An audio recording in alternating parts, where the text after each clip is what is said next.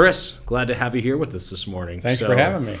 Yeah, absolutely. It's a privilege to have you on this podcast as the founder and chairman of our Office Pride franchise group. You've been at this quite a long time, so we wanted the opportunity to just introduce you and hear a little bit of your origin story. So, if you wouldn't mind, take us back to the beginning, introduce yourself a little bit, your family, kind of where you were prior to Office Pride and some of the journey that you've been on, and we'll kind of start the conversation there. Okay. So I went to school for engineering, met my beautiful wife there, and ended up marrying her pretty quickly. Started out in the foundry world, working at different foundries and things, and eventually found myself in an automotive foundry down in Indianapolis. Moved my family here from northern Indiana down to the Indianapolis area. We've raised 4 boys together. The automotive industry gave us the ability to keep my wife home for the most part. She's a registered nurse, but she was a stay-at-home mom for most part of her career until we started Office Pride. So I moved around in the automotive industry, and I'd always had the entrepreneurial bug. I'd I tried some different things throughout my life, and I was always a hard-working person, but felt like I knew everything that I needed to do. I didn't have mentors in my life. I didn't think I needed mentors. I was a foolish person. And so I ended up at some point finding that I loved reading. Started reading books, and my personality is a very hard-charging, run-over-you type of personality. So I learned how to soften my soft skills, how to sharpen them up and be better with people, and how to build teams, and stuff on finances and leadership. I just started gobbling up books, book after book, couple books a month for years. And eventually, the company I was working for offered a management buyout. I was kind of in middle management at the time, and I was like, I'm ready to do my own thing. Like, I think I can do something. And so I ended up leaving, kind of unsure of what I was going to do, and I ended up finding this Office Pride commercial cleaning franchise. And at the time, the cost was reasonable enough that I thought, well, heck, I can start this in my garage and build a massive company. And so that's what we did. My wife was like, well, I know how to clean. And so, she got on board with that. And so we paid the franchise fees and got started in 2009. Wow. So it was a tough break from the norm of society to take that kind of leap of faith. Yeah. So, well, it sounds like, from the way you've described before, you kind of went through a pretty significant mindset shift over those years before, deciding to leave and join Office Pride. Maybe talk about that a little bit of your prior mindset and some of the inputs or books or influences you had, and then where that ended you ready to take the leap into entrepreneurship. Yeah, so I grew up, and after I got done with college, I thought I'd never read another book. Like, I'm done reading, and I think literally I'd probably read one book, maybe a John Grisham book on vacation once or something, for 15 years. And I finally kind of realized that things weren't going the way I wanted, and so I started searching for a relationship with the Lord more. I had a priest that kept talking about a personal relationship with Jesus, and I was like, I don't know what he's talking about. I don't know what that means. And so I ended up, trying to pursue and figure out what that looked like. And I, started reading some books on spirituality and things like that, and started having morning quiet time with the Lord, and started getting into a good habit there. And then eventually I got recommended to read a book called The Cash Flow Quadrant from Robert Kiyosaki. Oh, yes. And I read that book, and I think I threw it 3 times because I'm like, why didn't we learn this stuff in high school? Yes. Like, why weren't we taught the stuff that this book talks about? Yeah. And so that really got me thinking, like, I want to be on a different path. Like, the path I'm on is not taking me where I want to go. So I just started gobbling up more books. I couldn't hardly put that book down. Yeah.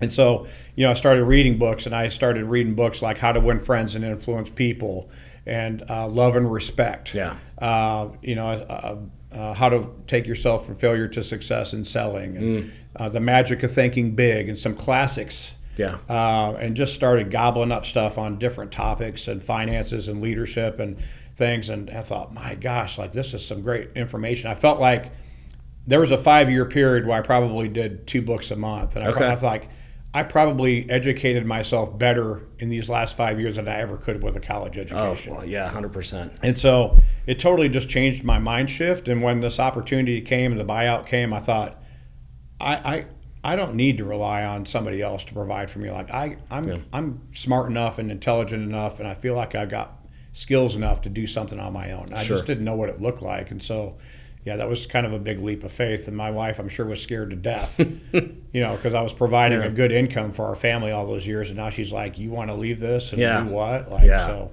No, those are you come to those cliffs of decision in life sometimes, and it can be a pucker factor. Am I going to take the jump or am I not? Right. So take us to that moment of you deciding, okay, it's time to take a different step. And what were your circumstances? How did it go? What were the first few months or year like for you as you went down this path? Well, so initially I thought, well, I got to have something, and so I was ready to leave my previous employer at some point. I interviewed for like an insurance job.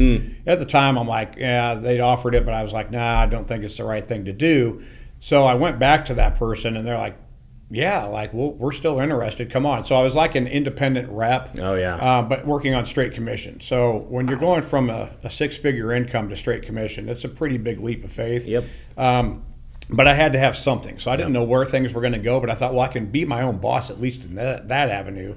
And so I started doing that and was really quite successible at it. It wasn't replacing a 6-figure income. It takes a long time to build a book of business in that type of especially in the industry. insurance world. Yeah. Right. And so I got, I was probably 4 months into that and was out driving around and talking with a friend on the phone. And I was, and I told him where I was at. And he's like, oh, this guy that we used to work with, he's got an art studio over in this area. And so I'm like thinking, oh, okay, well, I can go sell him insurance. And so I went over there to sell insurance. He wasn't there, but he called me that night.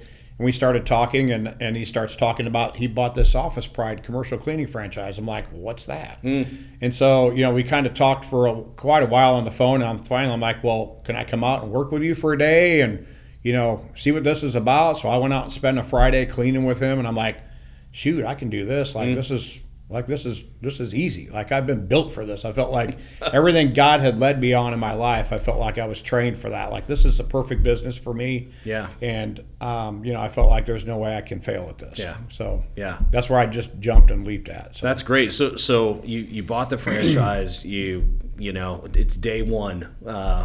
Walk us through what that looked like and what those first few months were like. The first few months were tough because I went back down to zero income. I'd already been eating up a lot of my buyout money, trying to survive to build this insurance business. So the last of my buyout money bought the franchise, and then I emptied my 401k to live at the bottom of the market. I was in going to 2009. Say the timing of that was horrible terrible. Timing, yeah. Horrible. And so don't recommend this for anybody, but so I ended up, I'm out, I'm doing the things, I'm doing the work, I'm knocking on doors, I'm cold calling, I'm in B&I meetings and networking and things. I finally get a customer in Kokomo, a AAA Hoosier Motor Club. That led me to a few others. And so I'm doing all the cleaning myself. And eventually I still was maintaining my daily morning quiet time. That was a routine I'd gotten into several years before, and it was really good for me. Early on, I'd read in one of the books that I'd read from the founder of Office Pride that he was mentored early on, that the business didn't belong to him, that he was just a steward of it. The business was God's. Yeah. And so I was, in that particular day, I was flat broke. Like, all our money was gone. I didn't know how I was going to feed my kids next week, let alone pay a mortgage. And so God had finally brought me to my knees to let me know that, even though you think you know everything and you're a hardworking guy, like, you need me. And so I fell on my knees and had tears running down my face and just looked up to heaven and said, God, you're the president and CEO. I'm just going to work hard. Please take care of us. There you go. And I'd been working on a lot of things from prior to that, and from that moment on, like, everything started taking off. It became, 4 years of extremely difficult work because I had to work and put as much money into my own pocket as I could. At some point along, I think a year or two in, I asked Kim to go back to work to provide insurance for us, and just a couple years ago, I was able to finally retire her completely. I've had to beg her to retire, like please, like you just need to retire. But it started. And God provided in various ways. There's times when I was like, I don't know how I'm going to pay this bill, and then an insurance check would come back in the mail, like, where we overpaid or something, just for about the amount I needed or whatnot. There was always there. And so it wasn't easy. It caused me to ask a lot of questions and learn a lot of lessons, but God taught me so many things over that next 4 years, just wisdom in how to run a business. And so it was a real blessing. The struggle, I wouldn't change it. It was very difficult. There was nights I slept in my car waiting for a customer to open because he wanted me to clean at 6 a.m. in the morning. And I was done at 4 a.m., but I was like, I'm not driving all the way home, and I need to get, so I'd set an alarm and sleep in my car, wait for him to open up the door so I could come and clean. And, I went from not very busy to extremely difficult, long days, 6 days a week, and most, 8 hours on Sunday for a long time, selling during the day, cleaning all night, and building a team. Wow. So, well, those foundations, that you were building at that time have certainly borne fruit, both from, not just a growth perspective, but a culture and team perspective. As you were growing the business, obviously you were hiring some cleaners along the way and all of that, but tell us about your first big hire that helped you get to the next level of growth and what that process was like for you. That would be, trying to decide on bringing in a supervisor. And again, it was another lesson. I'm trying to put every penny in my pocket, and I got to be at about $500,000 in revenue. And for this type of business, not to have another supervisor or anybody else helping, I was hiring everybody, I was training everybody, I was cleaning all night, I was doing payroll, doing sales, doing everything. And finally, I was like, I was stressed out and at the dinner table with my wife and broke down. And I thought, I got to have some help. And finally, I said, okay, I'm gonna hire a supervisor part-time to help. And from the moment I committed to hiring somebody, part-time, God opened the door and showed me how I could hire somebody full-time to help. But I think, sometimes in life we have to take a step of action before God will bear the fruit, right? So he was waiting for me. He was letting me wear myself out till I finally was like, okay, I'm going to trust in you to take this step. Sure.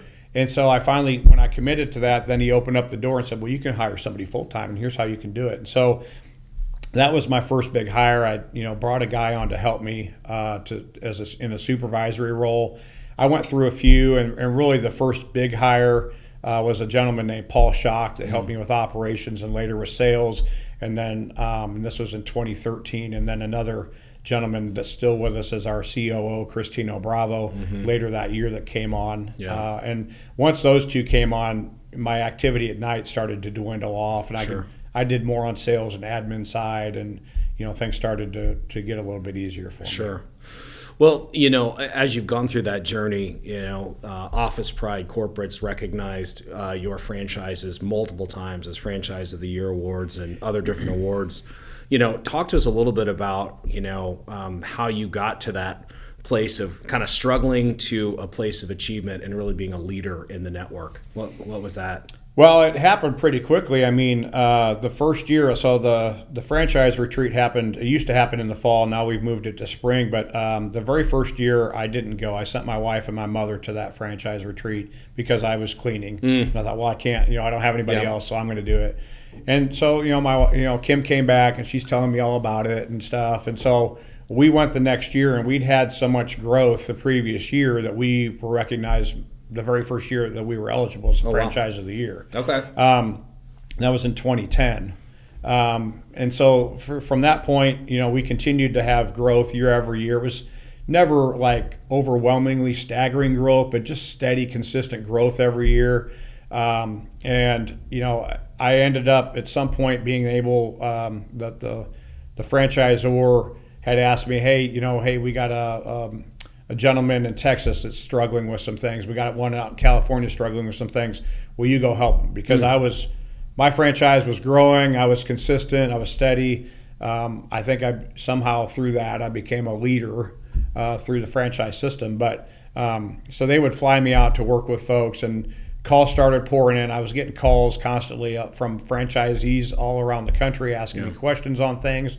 So that just kind of helped solidify that role. And at some point, in 2019, we got recognized as Franchise of the Year again. We had a really good year the previous year.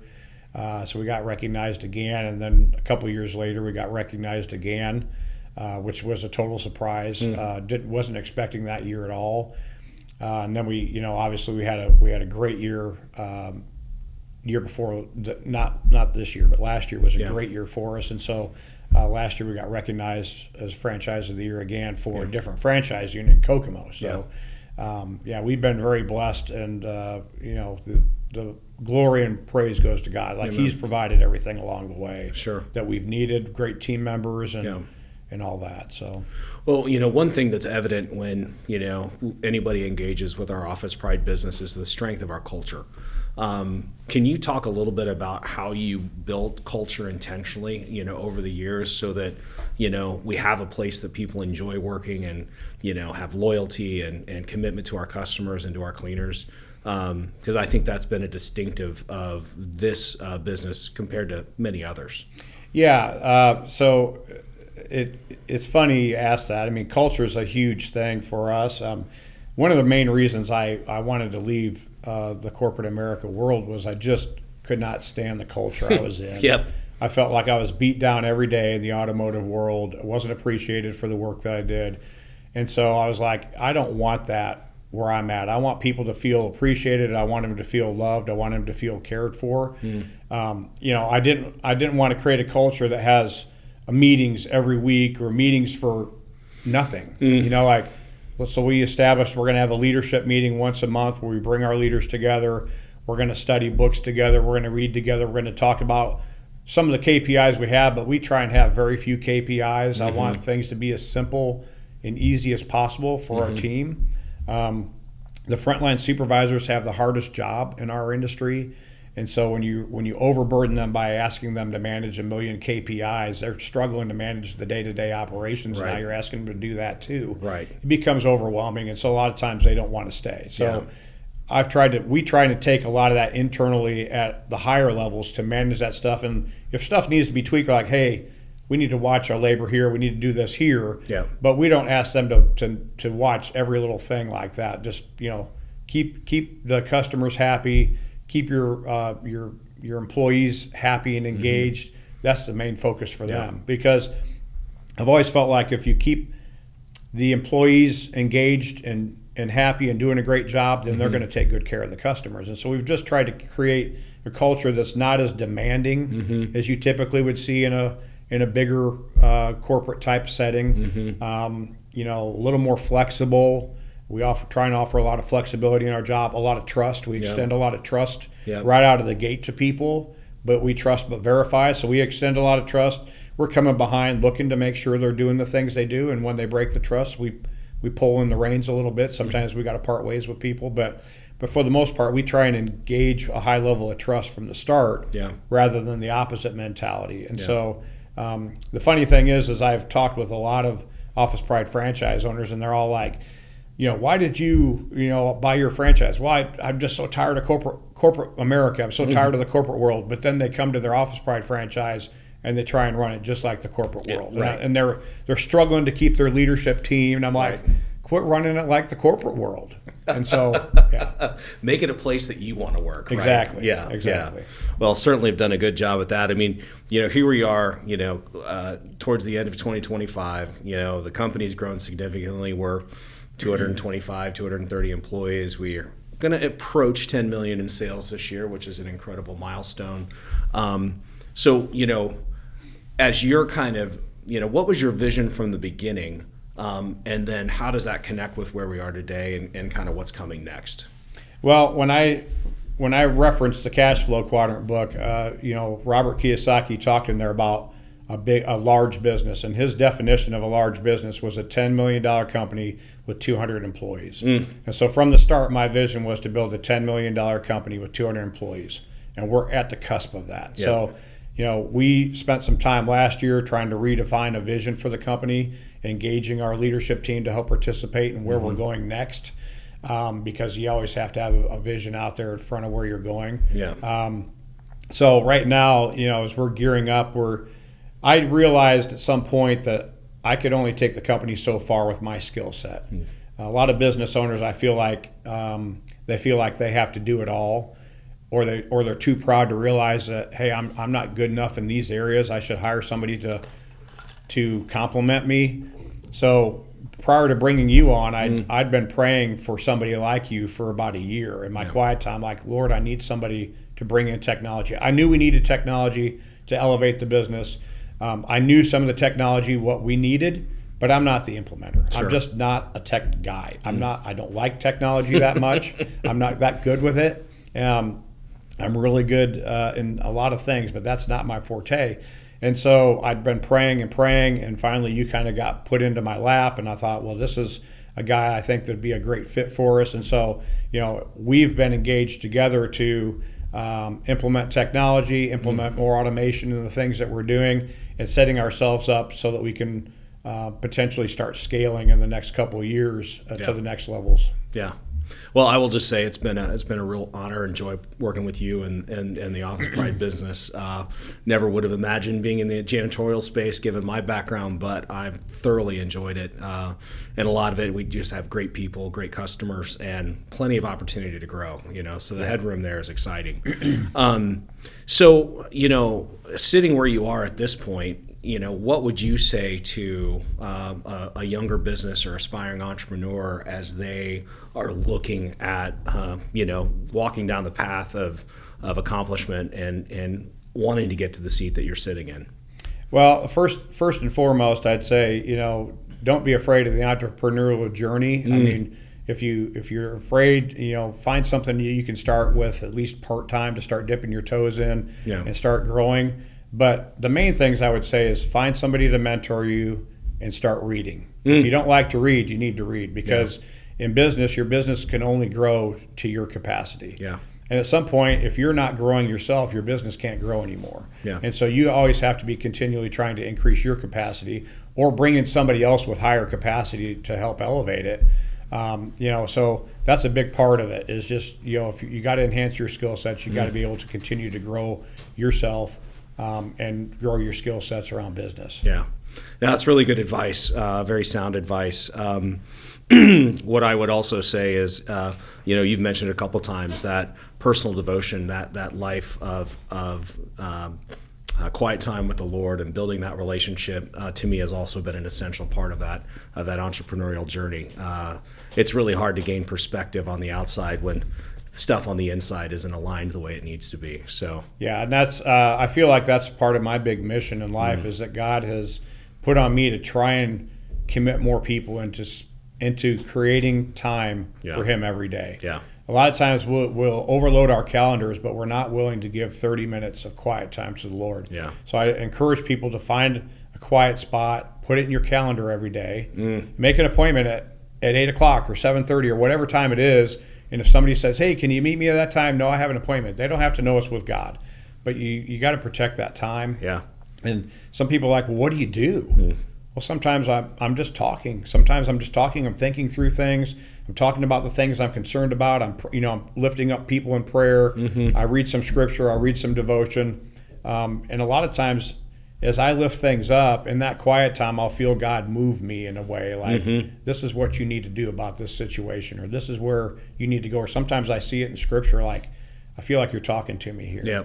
So I feel like I've gotten a lot of guidance, a lot of perspective in that quiet time, and it's something I spend usually 45 minutes to an hour a day. Yeah. And some days get really, really busy, and I just tell people, the busier your day, the more time you should spend in your quiet time. Yeah. It's amazing when you commit that time, how smooth your day will go. Yes. It's amazing. Yes. If you just will commit it, you'll be amazed in a year how much different your life is. Amen. Yeah, and I'll testify to that. Well, Chris, it's been a real pleasure having this conversation with you today. Congratulations on, all that you and the business have been able to accomplish. It's been awesome to join forces here, and I'm excited about the next, 10-year sprint we're going to go through as well. So, thanks for your time. And I just give all the praise and glory to God. It's all because of His blessings. Amen. Amen. Thank you. Yep. Thanks.